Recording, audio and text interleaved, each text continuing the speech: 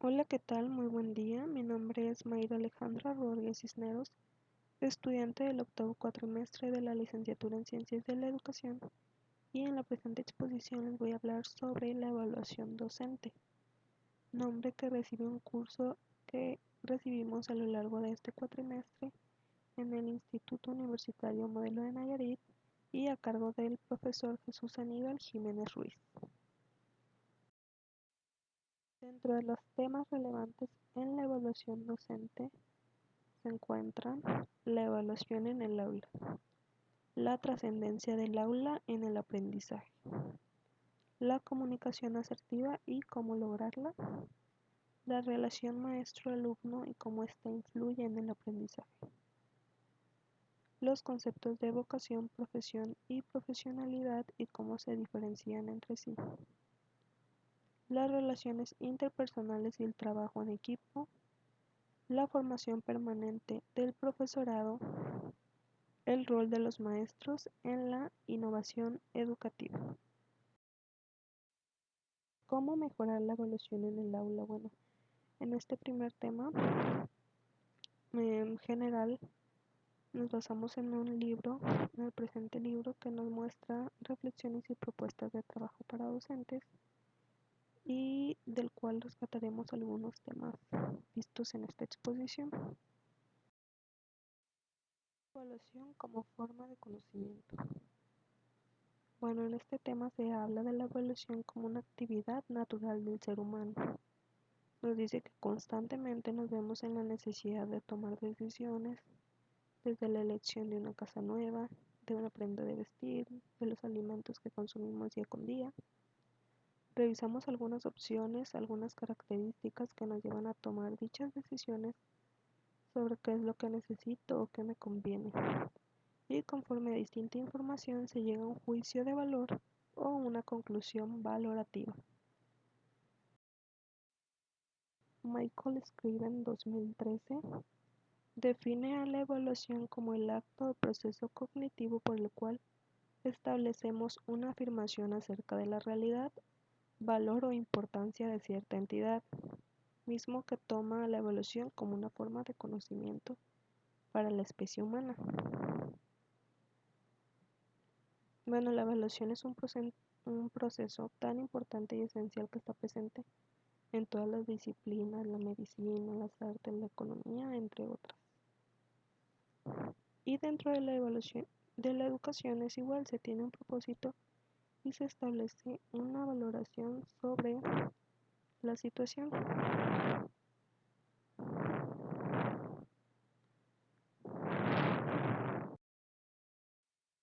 Situaciones involucradas en las actividades de evaluación. Bueno, toda actividad de evaluación que incluya información a procesar implica la existencia de un conjunto de elementos que constituyen una situación, dado que ponen al estudiante en un contexto. Por eso es importante elegir cuidadosamente el texto o información que incluimos en las tareas para que estos no resulten confusas o excesivamente extensas o bien poco motivadoras para los alumnos.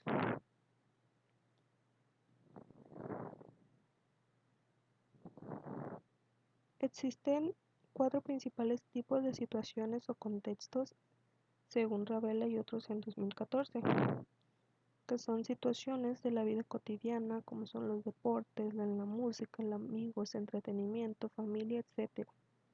Situaciones sociales referente a cuestiones ambientales, económicas, pobreza, uso de energía, etc. Situaciones disciplinares en donde se incluyen situaciones como la demostración de un teorema matemático, situaciones simuladas de investigación y por último las situaciones escolares, o sea, situaciones creadas por los docentes para dar un contexto a la actividad. Y bueno, pues es importante realizar una distinción entre un ejercicio y un problema, ya que el término ejercicio se refiere a la aplicación de conceptos o procedimientos ya conocidos en situaciones conocidas y reiteradas, y el término problema, en cambio, se refiere a la resolución de situaciones nuevas que normalmente no tienen un único camino o forma de solución.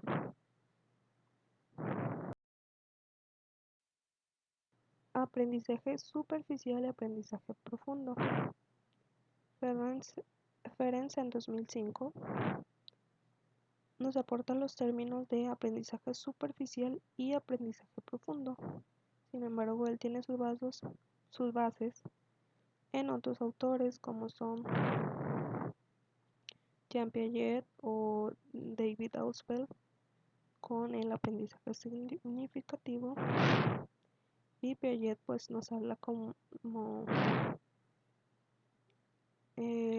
la construcción de significados por parte del individuo,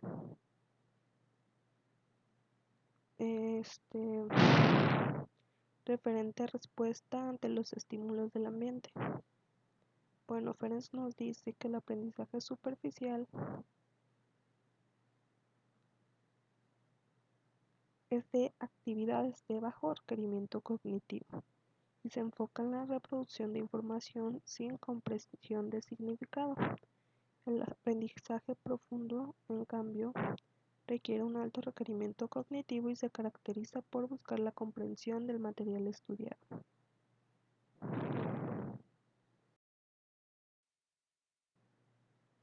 Bueno, tenemos ahora las actividades auténticas. Se nos habla de las actividades auténticas como una herramienta para evaluar los aprendizajes. Estas son realistas, tienen un propósito genuino con valor más allá del aula y una audiencia definida. Implican un trabajo en varias fases o etapas para llegar de manera progresiva a uno o varios productos previamente definidos y orientados por el docente a través de instrucciones y modelos de acción. Estas son complejas e intelectualmente desafiantes, admiten más de un camino o forma de realización, tienen un propósito definido, se desarrollan en contextos colaborativos y son importantes en ella la autoevaluación y coevaluación. Muy bien, ¿qué trascendencia juega el aula en el aprendizaje? Bueno, el ambiente de aula no está compuesto solo por elementos físicos, como pueden ser las mesas, las sillas, las paredes, los libros, sino que también hay elementos sociales, culturales, psicológicos, pedagógicos, humanos, entre otros, que están interrelacionados y que favorecen o dificultan la interacción, las relaciones, la identidad, el sentido de pertenencia y el acogimiento. El aula debe ser un lugar de encuentro entre unos y otros. Debe sugerir una gran cantidad de acciones. Debe estar abierta al mundo que le rodea. Debe ser un espacio acogedor y tiene que ser un lugar vivo, distinto, con personalidad propia que permita a los alumnos desempeñarse integralmente para disfrutar su proceso de aprendizaje.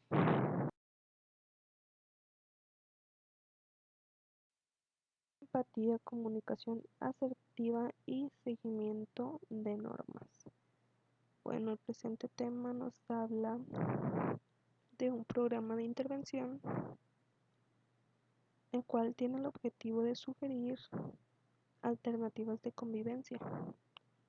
Esto se trabajó en los alumnos de entre 13 y 16 años, o sea, adolescentes, y se trabajaron aquí las habilidades de empatía y comunicación asertiva. Nos dice entonces, como conclusión de ello, que el grupo de pares constituye una fuente de afecto, simpatía, comprensión y orientación moral, un lugar para la experimentación y un entorno para lograr la autonomía y la independencia de los padres de familia. Elkin en 1967 propone 6 formas características de inmadurez en la adolescencia, los cuales son idealismo y actitud crítica, actitud polémica, indecisión, hipocresía aparente, autoconciencia, singularidad e invulnerabilidad. Un tema muy importante, por cierto, en el aprendizaje es la relación maestro-alumno. Es un aspecto bastante importante e influyente en todo proceso de aprendizaje. La forma de llevarlo a cabo no debería limitarse únicamente a los contenidos ya programados, sino que debe buscar estrategias que motiven a sus alumnos y despierten en ellos el sentido de interés, así como que los lleven a la socialización. Bueno, también se refiere a una investigación realizada en donde se busca identificar las causas que limitan una buena relación entre el docente y alumno y que lleva al alumno a no sentirse identificado con su maestro y no tener confianza o motivación en sus clases. Son diferentes las causas, como la diferencia de edades, el tiempo de convivencia, el ambiente que sea en el aula, etcétera. Concluye entonces que es importante para el proceso de enseñanza-aprendizaje que el docente se interese por sus alumnos de manera integral, que busque su socialización, le dé condiciones óptimas que fomenten la participación y cree una relación de confianza en donde se lleguen a acuerdos decididos por ambas partes con el sentido de responsabilidad que uno requiere. Es decir, yo los apoyo con su preparación, sin embargo ustedes también tienen que ser responsables de lo que se les pide para poder lograrlo, y de esta forma es como se llegan los acuerdos de convivencia y trabajo. Ahora vemos los conceptos de vocación, profesión y profesionalidad. Bueno, en la vocación se refiere a actividades de especial excelencia intrínseca, y motivaciones e intenciones moralmente elevadas, o sea, desinteresadas. La profesión es la respuesta a la vocación que puede concretarse en diversos proyectos de vida en los que se incluye el de la propia dedicación profesional. Sin embargo, sabemos que hoy en día muchas veces se toman en cuenta otros intereses pues que favorecen a la persona, como pueden ser económicos o personales. La profesionalidad dice que se requiere de una preparación científica muy bien identificada en sus componentes y puede desarrollarse mediante procedimientos técnicos y reglamentarios.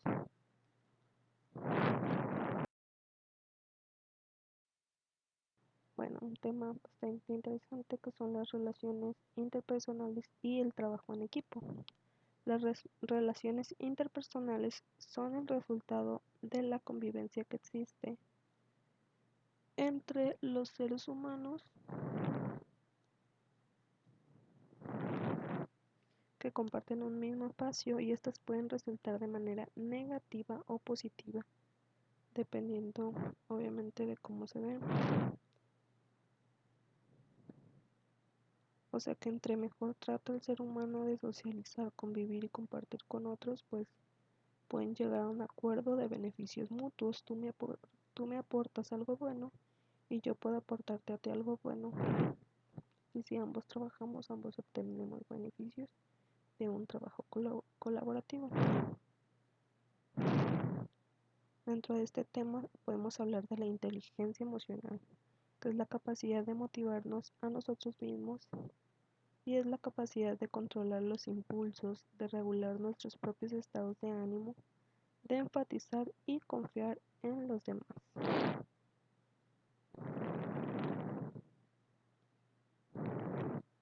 Esto es una forma de interactuar con el mundo que nos rodea por medio de nuestros sentimientos, habilidades, entusiasmo, empatía y agilidad mental.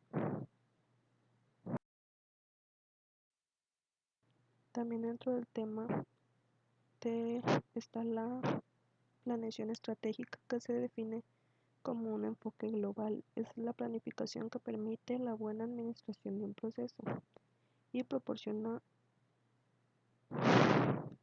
un esquema de lo que se está haciendo, lo que se quiere lograr y cómo se va a conseguir.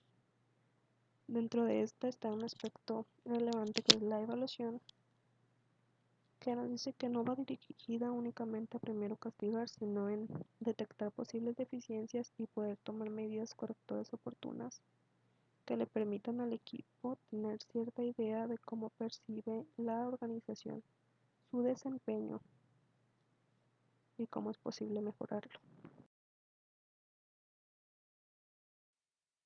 Dentro del tema también tenemos los estilos de comunicación, que son 3: la asertiva, agresiva y pasiva.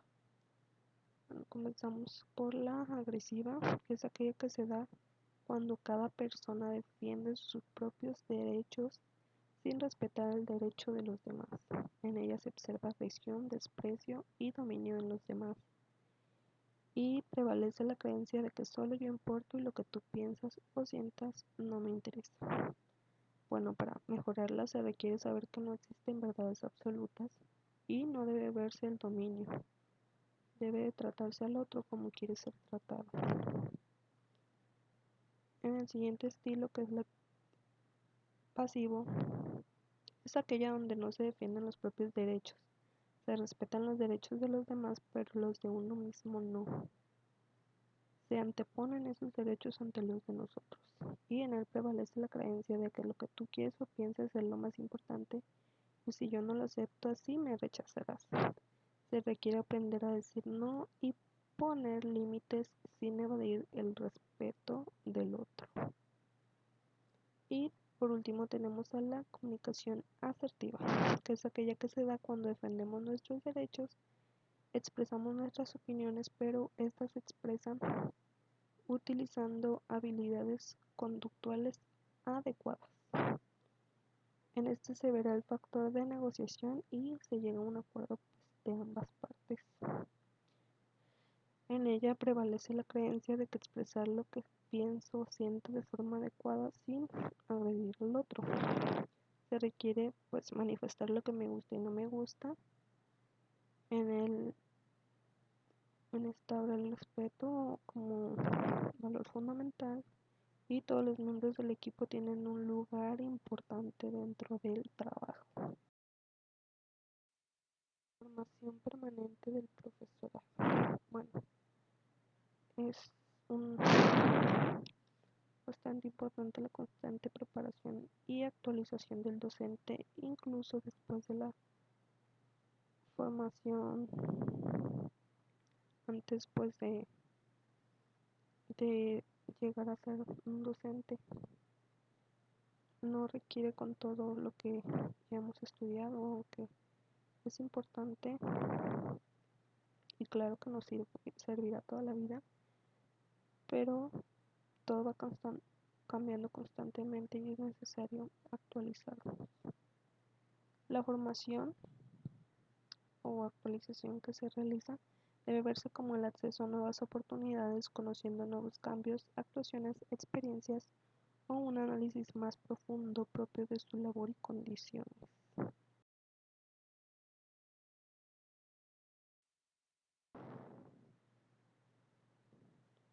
Bueno, dentro del mismo tema se ven los siguientes subtemas, es decir, la formación frente a contextos reales, formación para la innovación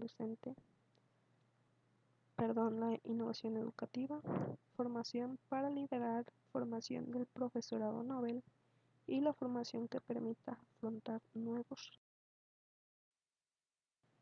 Bueno, dentro del mismo se llega a la satisfacción docente, que nos dice: la satisfacción general podríamos entenderla como un estado espiritualmente gratificante, o el resultado de una comparación entre lo que hace y lo que debería de hacer, y a medida que la distancia disminuye, la satisfacción aumenta. Esto se logra cuando el docente pues es consciente de su entrega, de su preparación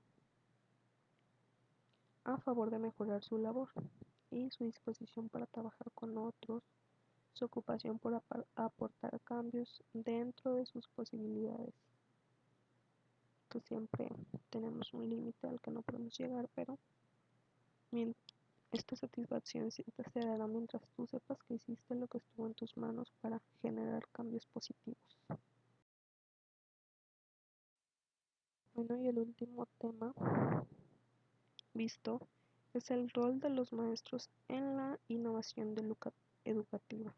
Los docentes del siglo XXI tenemos una gran tarea para la vida, que es prepararnos y actualizarnos constantemente. Nunca podemos dejar de aprender y cultivarnos, ya que la ciencia y tecnología avanza exponencialmente y somos nosotros encargados de guiar el proceso educativo.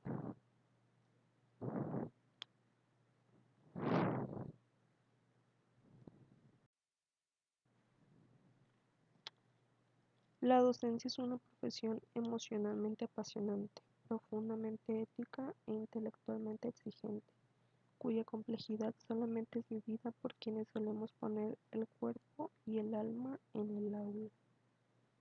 Bueno, y con los temas vistos, pues tenemos oportunidad de prepararnos para qué es lo que nos depara en un futuro como docentes, y no queda más que estarnos actualizando constantemente y tomar lo que se nos ofrece para obtener mejores resultados en nuestro enseñar y por supuesto en el aprendizaje de nuestros educandos. Muchas gracias.